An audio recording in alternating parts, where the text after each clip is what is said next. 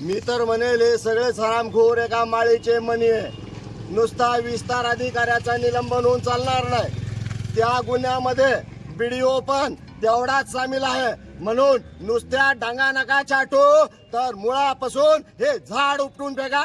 या हरामखोर, या लाचखोर बीडीओचं निलंबन झालंच पाहिजे. या मागणीसाठी आज आम्ही या ठिकाणी भीक मागू आंदोलन या जाफराबाद शहरात करत आहोत.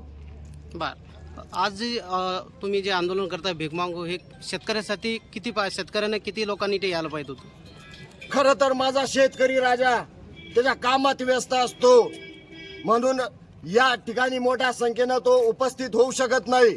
तसंही आमचं आंदोलन आम्ही एकदम कमी वेळेत नियोजन केलं, पण तरीही एक शेतकरी 1 करोड शेतकऱ्याच्या बरोबर या ठिकाणी आहे.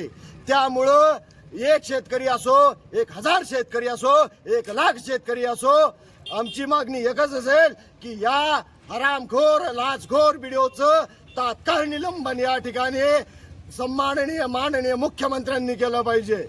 आज पंचायत समितीला प्रत्येक अधिकाऱ्याच्या कार्यालयाला ताला आहे, काय सांगणार? खऱ्या अर्थानं या अधिकाऱ्यांवर वरिष्ठ कार्यालयाचा धाक नाही.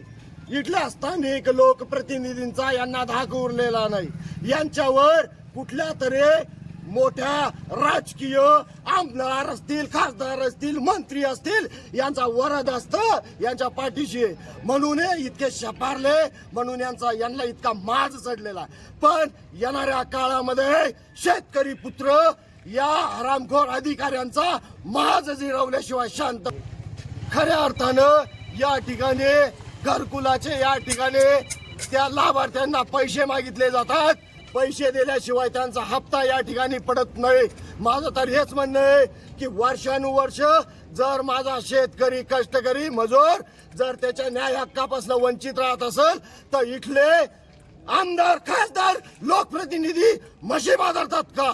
माझा सवाल त्यांना आहे की तुमच्या मतदारसंघामध्ये हे अधिकारी इतकी अरेरावी करतात, मुजोरी करतात, मग त्यांच्यावर अंकुश ठेवण्याचं काम कुणाचं आहे?